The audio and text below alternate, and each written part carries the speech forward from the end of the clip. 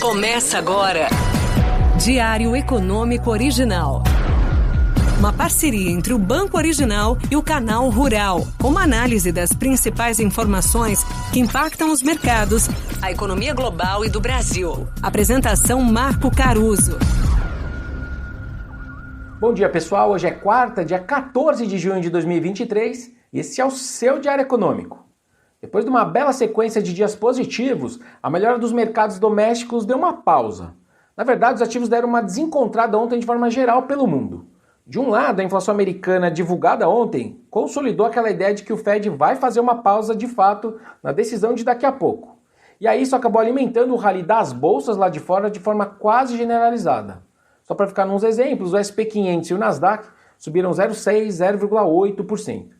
Em compensação, os juros das Treasuries também subiram bem, entre 5 e 10 pontos, mesmo com essa inflação em linha, e acabou ajudando na puxada dos nossos juros futuros. A correção aqui chegou a 25, 30 pontos de alta e levou o Ibovespa a descolar lá de fora. A queda de 0,5% do nosso índice contou com uma queda de 3,5% dos papéis de consumo, que são justamente mais sensíveis a esses juros que subiram. Mas fora isso, no fundo, depois dos ganhos recentes, talvez não custasse botar um tanto no bolso, agora que é a vez do Fed dar o seu veredito. Sobe ou não sobe? Ainda mais, convenhamos, com essa ideia estranha do Fed parar o ciclo, mas já colocar uma possível retomada nas altas na próxima reunião, que aliás já é em julho. Como que o Powell vai explicar isso daqui a pouco? Comunicação linear já não é o forte dele. Contar uma história não linear, aí é prato cheio para volatilidade também. Mas vejam, o mercado colocou 93% de chance de que a taxa não sobe na decisão de hoje, só que já dá 60% de chance de alta na de julho. Então ele meio que consolidou essa ideia do skip, do pulo do Fed.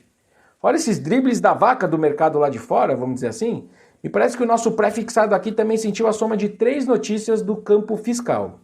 Primeiro, fontes do Broadcast lembraram que com a aprovação do arcabouço fiscal, a gente vai ter a volta da regra antiga de piso dos gastos com saúde, que poderia pressionar o orçamento de 2024 em 30 bilhões de reais, ou seja, mais gastos. O Globo também trouxe uma notícia dizendo que o governo está avaliando como que ele vai ajustar o arcabouço para evitar um corte de gastos de 40 bilhões também para 2024.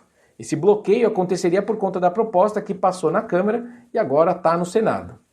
E por fim, a Comissão de Assuntos Econômicos do Senado, a CAI, aprovou o projeto de lei, que a gente já conhecia, mas enfim, que prorroga a desoneração da folha de pagamentos até 2027. Não é grande novidade, mas tem sim uma novidade aqui. A gente teve a inclusão de uma desoneração para municípios de menor tamanho, que acaba tendo impacto aí de 10 bilhões por ano para a União. Mais gastos também. Falando agora da agenda do dia, além da decisão do Fed, as explicações do Powell sobre o que eles fizeram e querem fazer e as projeções do corpo técnico do BC americano, outro destaque são as vendas no varejo, só que aqui no Brasil.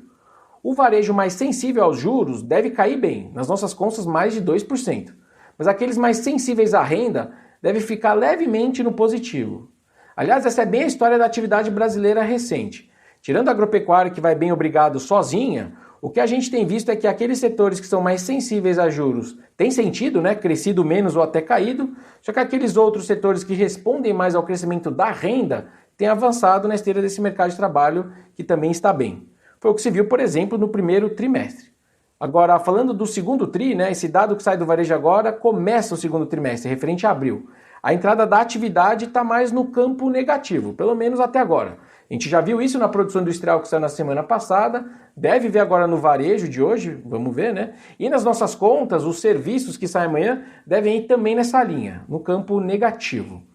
Ao mesmo tempo, as revisões do consenso para o PIB seguem para cima, em parte se reajustando ao primeiro trimestre, que foi melhor de fato, mas vamos ver se isso também se mantém ao longo desse trimestre, se os dados continuarem fracos como parece que foi abril.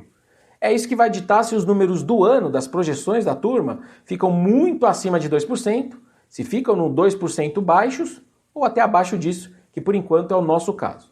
Bom dia, bons negócios e sorte sempre.